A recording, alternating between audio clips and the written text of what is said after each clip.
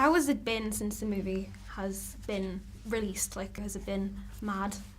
Yes, it's been very crazy. I think I didn't really, none of us really realized how big it would be, and I think for every single one of us, you know, I think it has affected us. You know, it's affected the way that we see our careers in a larger trajectory, just because this is such a celebration of representation, and also it's really amazing to see your work reciprocated in any way at any time. It's people really love it and they're moved by it, and that in itself is very moving to us.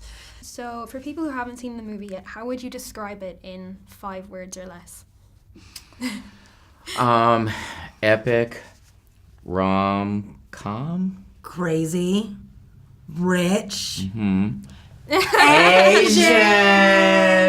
Well, if that doesn't make people okay, we could have done it. We could have come in harder for that one.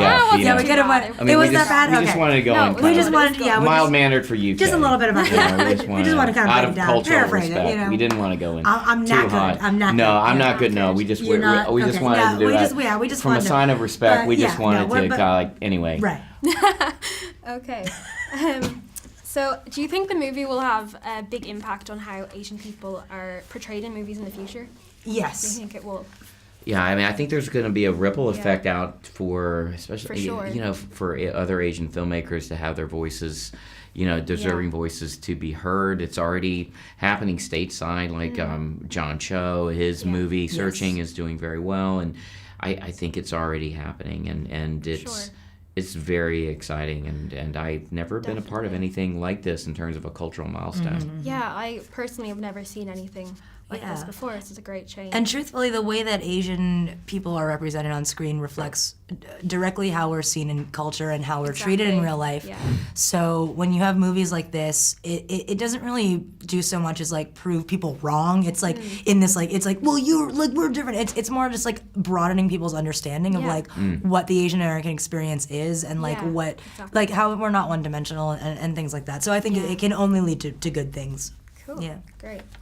So you filmed in Malaysia and Singapore. What was that like? It was cool. It was very amazing. cool. It's unlike any other place. Singapore is unlike any other place I've ever been to, and we spent a fair amount of time also in Kuala Lumpur, which is a beautiful city, and extremely culturally rich, both of them, and it really helped to ignite the mood of the movie, because Singapore is not. It looks like it's green screen, and in fact, it looks like it looks like it is. It looks very surreal. Right, but the truth is that is literally what Singapore is, and you know, we were there for the first time, kind of experiencing this amazing city, and it really is portrayed very true to life. Great. Yeah. So, what was your favorite moment while filming the movie?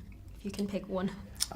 For me, it was the final scene of the movie when everyone's at the Marina Bay Sands, and really just kind of, there was, in a way, I mean, now that I've seen it multiple times, I mean, what an amazing slam bam finish to a movie that just ends on this momentous note, and then, but from an acting perspective, just the whole cast being there all together, that was a very unique energy, you know, where like you know, it's been actually documented now in the press, but I had actually flown 17 hours just to be in that scene. You did. Wow. Without, I mean, and That's literally, amazing. and I